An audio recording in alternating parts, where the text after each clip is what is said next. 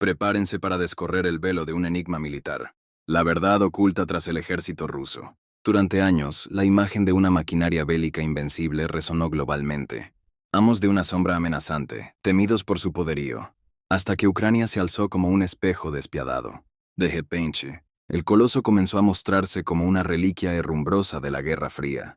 La verdad, un ejército donde los tanques se desmoronaban bajo capas de óxido, estrategias ancladas en los 70, un liderazgo carcomido por la corrupción y la ignorancia, y tropas famélicas, rindiéndose o enfrentando un destino aún peor. Esto no es un simple revés, es una grieta tectónica en el mito militar ruso, una humillación en tiempo real para Putin que aún resuena. Hoy, los invitamos a ser testigos de la autopsia de esta leyenda. Desenterraremos revelaciones impactantes, ecos de los primeros días de febrero de 2022, cuando el mundo contuvo el aliento al ver las hordas rusas cruzar la frontera ucraniana. Se suponía una operación militar especial, un paseo triunfal que, según cálculos iniciales incluso respaldados por algunos analistas occidentales, tomaría Kiev en 72 horas. Pero la realidad, amigos, tejió un relato muy distinto. Aunque Rusia avanzó sobre Ucrania, alcanzando las afueras de su capital, la invasión inicial se desmoronó de forma espectacular. A pesar de su aparente superioridad numérica, las fuerzas rusas tropezaron, perdieron el ímpetu inicial. El Instituto para el Estudio de la Guerra lo confirmó. La campaña relámpago rusa falló en su objetivo, primordial de capturar ciudades clave como Kiev, Kharkov y Odessa mediante operaciones aéreas y mecanizadas para forzar un cambio de gobierno. Informes de abril de 2022 ya sugerían un repliegue de los objetivos del Kremlin. Tras apenas semanas de combate, ese supuesto ejército de clase mundial demostró una alarmante fragilidad ante los estándares de la OTAN. La estrategia militar inicial se estrelló contra un muro inesperado. Pero, ¿cuál fue el verdadero alcance de la invasión desde el principio? La invasión terrestre a gran escala en el Donbass fue solo el telón de fondo de un intento, aún más audaz, un golpe de estado relámpago, contra el gobierno ucraniano. La primera batalla crucial de esta guerra no se libró en los frentes orientales, sino en el aire, sobre el estratégico aeropuerto de Hostomel, a escasos kilómetros del corazón de Kiev. En la mañana de la invasión, un comando de élite de 200 expertos altamente entrenados fue aerotransportado en una formación amenazante, 20 Ilyushin Il-76, escoltados por 24 helicópteros de transporte y combate. La operación Puente Aéreo a Kiev, planeada con audacia y peligro, buscaba asegurar Hostomel rápidamente. La siguiente fase del plan era escalofriante. Un transporte masivo de tropas desde Moscú y San Petersburgo. Se hablaba de hasta 5.000 paracaidistas, que aterrizarían directamente en Kiev a través del aeropuerto capturado. La visión era siniestra. Una toma relámpago del poder, al estilo de un asalto al Capitolio, para imponer la victoria de Putin. Pero la toma inicial del aeropuerto se convirtió en un desastre imprevisto. La inteligencia ucraniana, anticipándose a los movimientos rusos, bloqueó la pista, impidiendo el aterrizaje de la primera oleada de tropas. Los helicópteros, mientras tanto, descendían sobre el aeropuerto bajo una lluvia de fuego antiaéreo portátil, MAM-PADS y cañones solidarios, sufriendo las primeras bajas. Al menos 4 helicópteros derribados en la aproximación. La batalla resultante entre las fuerzas especiales rusas y reclutas ucranianos fue sorprendente. Contra todo pronóstico, las tropas ucranianas resistieron. Los rusos tomaron el aeropuerto, sí, pero solo por unas pocas horas. Para entonces, el resto del ejército ruso ya enfrentaba sus propios infiernos. La infantería mecanizada bielorrusa fue frenada por las defensas ucranianas, llegando al aeropuerto recién al día siguiente. El puente aéreo ruso, que debía reforzar a las tropas iniciales con 5.000 hombres, fue abortado por la imposibilidad de aterrizar. La propia infantería mecanizada ucraniana bombardeó el aeropuerto, inutilizándolo para las fuerzas invasoras.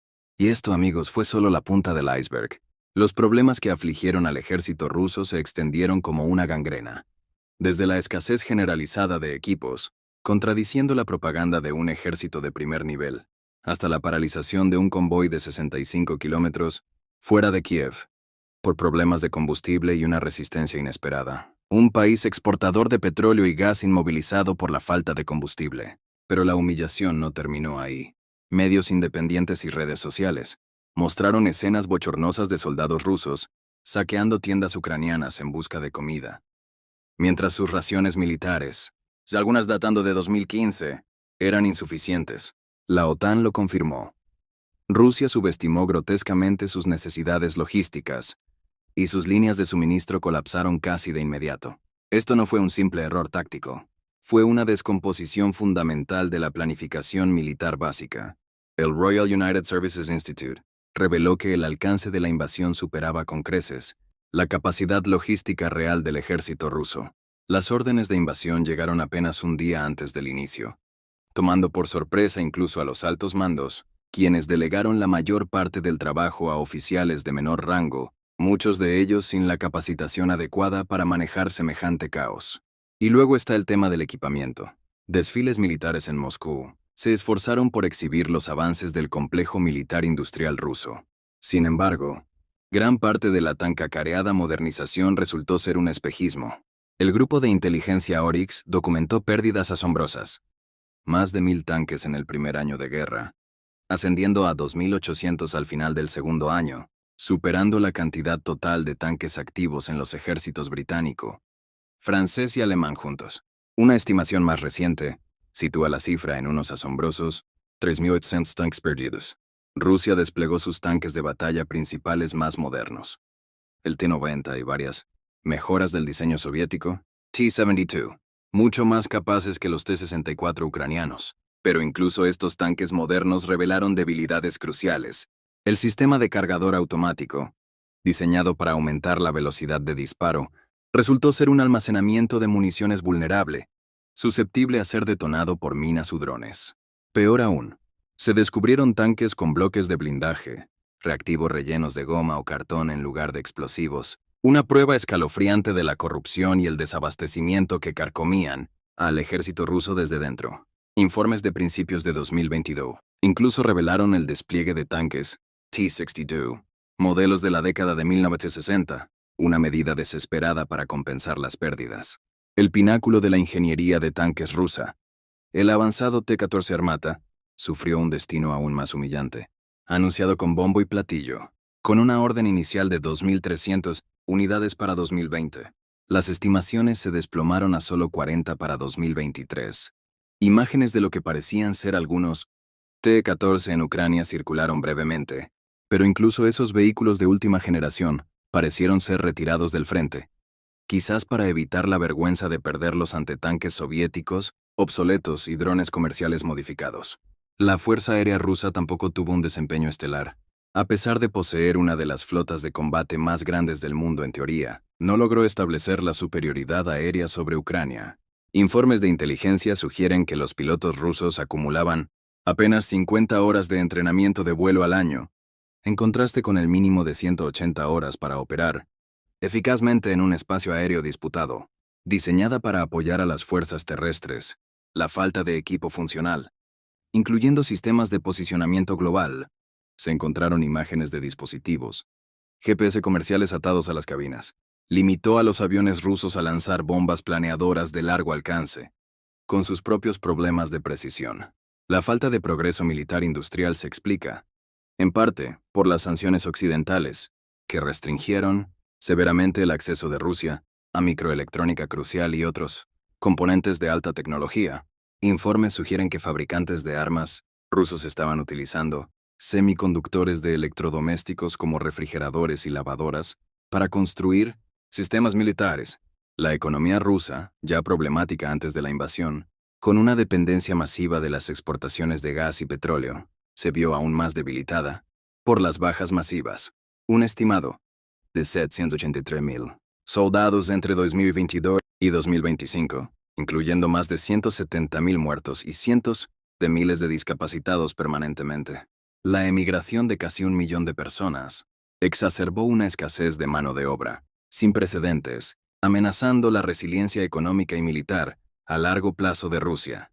Pero quizás lo más inquietante de todo fueron las tácticas militares insensatas empleadas por el ejército ruso. Analistas militares documentaron unidades rusas lanzando asaltos frontales a través de terreno abierto contra posiciones ucranianas atrincheradas, una estrategia arcaica conocida como ataques de oleadas humanas, que resultó en bajas catastróficas, con batallones enteros diezmados. La incapacidad de coordinar eficazmente operaciones combinadas, infantería, blindados, artillería y apoyo aéreo, fue igualmente alarmante. Tanques rusos operando sin apoyo de infantería, infantería avanzando sin reconocimiento ni fuego de cobertura, artillería utilizada indiscriminadamente en lugar de ataques precisos. Un catálogo de errores básicos que cualquier ejército profesional debería haber superado hace décadas. La raíz de este caos, la falta de formación y la corrupción de los oficiales.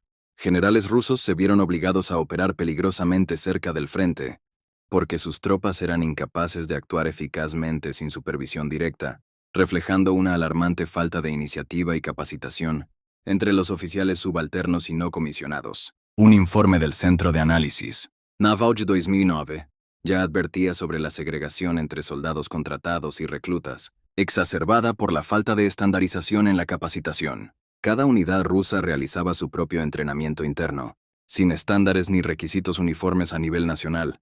El mismo informe señalaba el despido, previo de algunos oficiales por exagerar sus logros, una práctica que, lamentablemente, persistió. El Centro de Análisis Naval atribuyó gran parte de los problemas a la inflexible infraestructura, doctrina y entrenamiento militar de Rusia, oficiales entrenados para seguir órdenes al pie de la letra, entrenamiento de combate, basado en municiones y objetivos predeterminados, en lugar de respuestas dinámicas, una estructura de mando vertical que engendró un ejército poco adaptable a las condiciones cambiantes del campo de batalla. Mientras las fuerzas ucranianas demostraban agilidad y toma de decisiones descentralizada, las unidades rusas esperaban órdenes superiores, creando retrasos fatales. Sin el apoyo directo de sus oficiales, los soldados rusos se desorganizaron y, en muchos casos, simplemente se rindieron. Los sobrevivientes capturados relataron haber sido obligados a avanzar bajo la amenaza de ser disparados por sus propios comandantes. La mala gestión y la falta de entrenamiento alcanzaron un punto álgido en agosto de 2024, cuando una contraofensiva ucraniana en curso vio oleadas de reclutas rusos rendirse ante los ucranianos que avanzaban, evidenciando la falta de preparación real y la incompetencia de los oficiales superiores. Los sistemas de comunicación seguros de Rusia fallaron drásticamente, obligando a los oficiales de alto rango a usar teléfonos no seguros, volviéndolos vulnerables a la inteligencia ucraniana y a ataques precisos. Esos mismos oficiales pasaban una cantidad de tiempo asombrosa tratando de eludir las normas y reglamentos del ejército. El presupuesto militar ruso, aunque considerable, entre 60 y 70.000 millones de dólares antes de la guerra, se vio carcomido por la corrupción endémica. Transparency International clasificó a Rusia entre los países más corruptos del mundo, y esta corrupción permeaba todos los estratos del estamento militar. Oficiales aceptando sobornos por equipos defectuosos, comandantes vendiendo combustible y suministros en el mercado negro, contratistas de defensa entregando cascarones vacíos en lugar de armas funcionales. Investigaciones independientes revelaron la existencia de soldados fantasma, cuyos salarios iban directamente a los comandantes, proyectos de construcción militar inexistentes y contratos de mantenimiento para vehículos inoperativos durante años. Esta corrupción sistemática socavó las capacidades militares de Rusia desde dentro. A medida que aumentaban las bajas, el ejército ruso recurrió a medidas desesperadas. El grupo Wagner, liderado por el difunto Yevgeny Prigozhin, comenzó a reclutar prisioneros rusos, ofreciendo indultos a cambio de servicio. Estos reclusos, muchos cumpliendo condenas por crímenes violentos, recibieron un entrenamiento mínimo antes de ser enviados al frente. Algunos con apenas una semana de preparación. Los resultados fueron predeciblemente desastrosos, con los líderes de Wagner utilizando a los reclusos como carne de cañón en ataques de oleadas humanas para exponer las posiciones ucranianas. La movilización parcial de septiembre de 2022 arrojó a cientos de miles de hombres, sin experiencia militar a Ucrania, con equipo obsoleto y menos de un mes de entrenamiento. El despliegue de más de 10.000 soldados norcoreanos para luchar junto a las fuerzas rusas fue otro indicio, revelador de la desesperación de Moscú, que Rusia, una supuesta potencia militar, recurriera a un país notoriamente pobre y con un ejército no precisamente reconocido por su excelencia, hablaba volúmenes sobre el estado de su propio poderío militar. Y para empeorar las cosas, esas tropas norcoreanas sufrieron más de 3.000 bajas en apenas 3 meses. Los esfuerzos de Rusia por fortalecer sus líneas del frente con refuerzos extranjeros fracasaron estrepitosamente. Analicemos el panorama general. ¿Cuáles eran los objetivos estratégicos de Rusia en Ucrania? Principalmente, prevenir la expansión de la OTAN, demostrar el estatus de gran potencia de Rusia y asegurar un estado tapón amigable en su frontera occidental. Irónicamente, sus acciones lograron exactamente lo contrario. Finlandia, que comparte una extensa frontera con Rusia, se unió a la OTAN, expandiendo significativamente la frontera de la alianza con Rusia. La reputación militar de Rusia quedó hecha trizas, revelando debilidades que envalentonaron en lugar de intimidar a sus rivales. Ucrania, lejos de ser un estado tapón amigable, se alineó firmemente con Occidente, recibiendo miles de millones en ayuda militar y transformándose en un formidable baluarte antirruso. El Kremlin se vio obligado a modificar varias veces los objetivos de la invasión, que inicialmente se esperaba que durara solo unos días. Casi 3 años después, el Instituto para el Estudio de la Guerra informó que las fuerzas rusas no lograron avances significativos en Ucrania a pesar de gastar enormes recursos militares, humanos y económicos en múltiples ofensivas. Sugirieron que Rusia empleó casi todos los aspectos de su ejército, en lugar de utilizar solo equipos avanzados y fuerzas especiales, sin lograr un impacto decisivo, con las líneas del frente, moviéndose mínimamente durante todo 2024. La conclusión es abrumadoramente clara. El ejército ruso rindió, por debajo de las evaluaciones más pesimistas. Considerando estos problemas profundos y sistémicos, el pronóstico a corto plazo para el futuro del ejército ruso es sombrío. Rusia agotó gran parte de su equipo moderno, cantidades ingentes de municiones y perdió gran parte de su personal mejor entrenado. Incluso si el conflicto en Ucrania finalizara mañana, Rusia requeriría años, incluso décadas, para restablecer sus fuerzas convencionales. La reconstrucción se verá obstaculizada por las sanciones occidentales, una economía en dificultades incapaz de sostener un gasto militar masivo y una crisis demográfica que limita el grupo de posibles reclutas. Esencialmente, Rusia requeriría reformas difíciles para abordar los problemas culturales y estructurales revelados, combatir la corrupción, reestructurar el mando para empoderar a oficiales de menor rango, modernizar la capacitación y promover una cultura que valore la evaluación honesta sobre el engaño para guardar las apariencias. Dada la naturaleza del sistema político ruso actual, estas reformas parecen improbables, siendo más factible una reorganización superficial que mantenga el sistema disfuncional subyacente. Esto no significa que Rusia no sea peligrosa.